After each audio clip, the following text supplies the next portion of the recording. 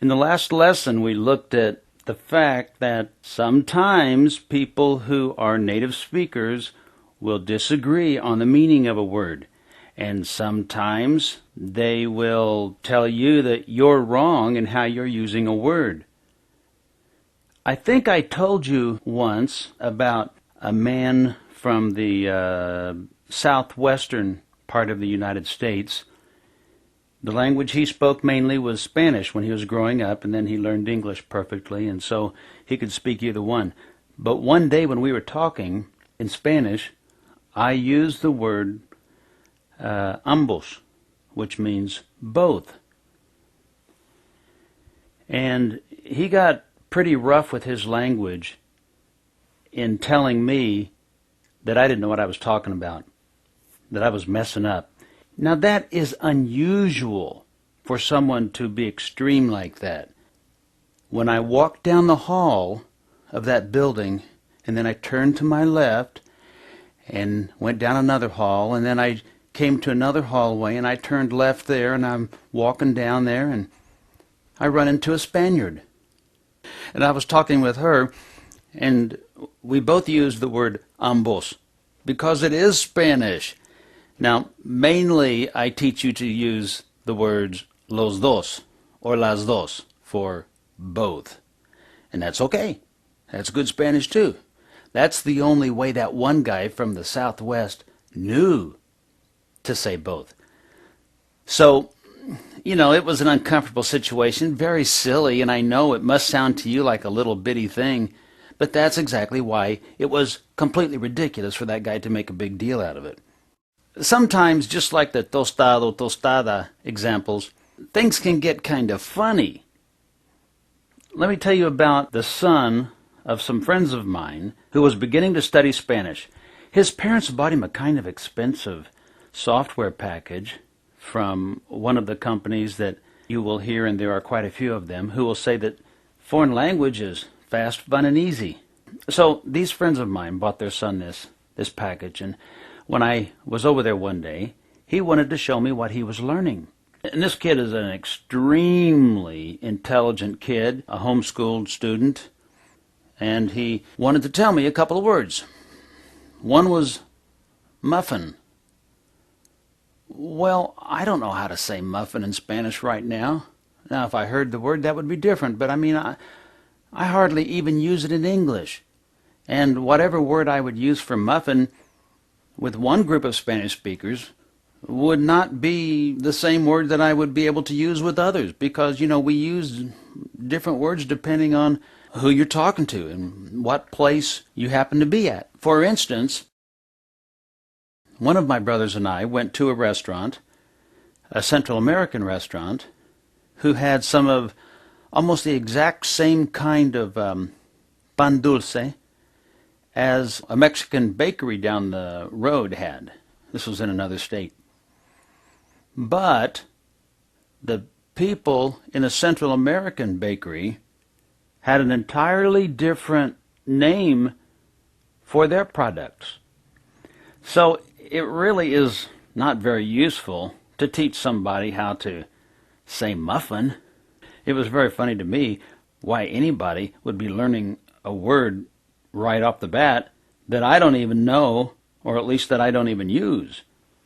But he was kind of excited about that, and then he told me another word, the word for berry, like, sweet berries, fruit, berry.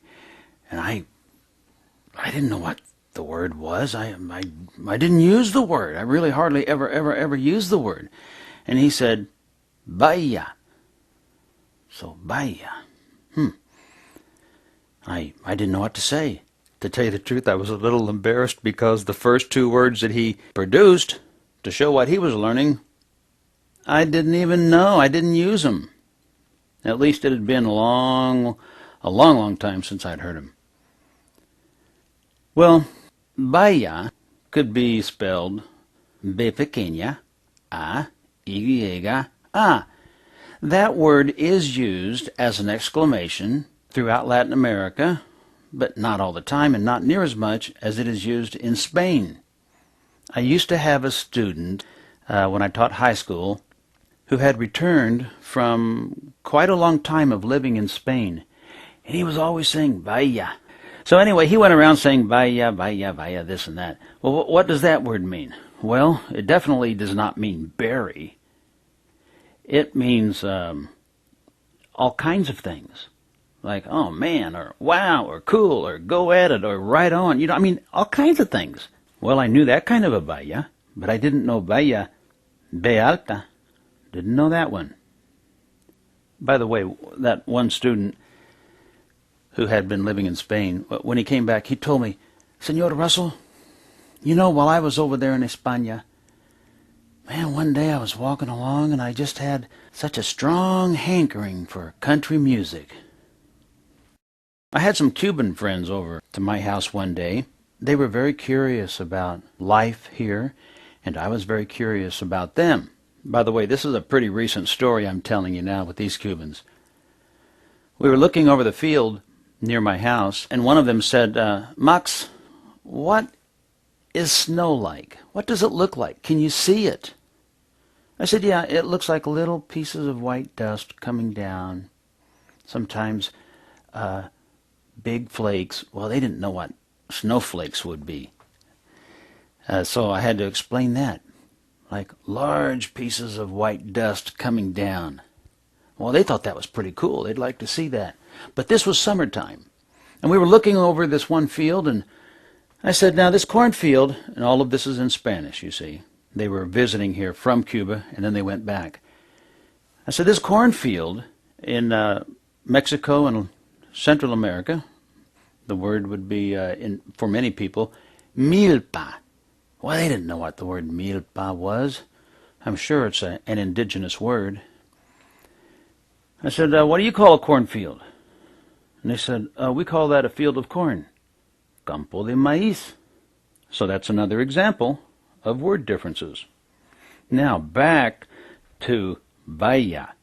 My Cuban friends, I said to them, I want to take you over to a mulberry tree. Of course, I really didn't say that because I wouldn't know how to say mulberry in Spanish, and they wouldn't even know what it was if I said it. They're from the Caribbean. Well, we started walking down the road, and we passed some neighbors and stopped and talked to them for just a little bit. And I said, we're going over to a mulberry tree. I'm going to show these Cuban friends what mulberries look like. This neighbor, this man, who has lived in Indiana all his life, he's always traveling across the country, he said, what are mulberries? Well, I tried to explain it, and he couldn't understand what in the world they might be. He asked his wife, honey, these guys are going over to a mulberry tree. Have you ever had mulberries? You know what they are? She said no, she didn't know what they were either. These are people who had lived in Indiana all their lives. Well, we went over there to the mulberry tree, and actually just before we got there, I told the Cuban friends, we're going to a tree that has berries on it. Well, I used the word for berry, baya. I said that to one of them. So this one Cuban says to the other Cuban, Max says that this tree has bayas on it. And this guy goes, See, neither one of them knew what baya meant. These are people who spoke nothing but Spanish. They didn't know what a baya was. They were just like me. The only reason I remembered it was because that one kid had said it several years before. So, and also after that, I did hear it on cooking shows, and so, you know, that reminded me of it. Well, we got over there, and they enjoyed the bayas. But how would we say mulberries? I don't know. I mean, we don't use the word baya in Spanish, like, you know, to say mulberry, strawberry. A strawberry is a fresa, for instance. So you don't put the word berry on these berries in Spanish. I knew a Texan family who had moved to Indiana, and I remember one day when I was pointing out a mulberry tree, and I was telling this family's kids, hey, you ought to try eating those berries from that mulberry tree. And they said their dad wouldn't let them do it. I said, why not?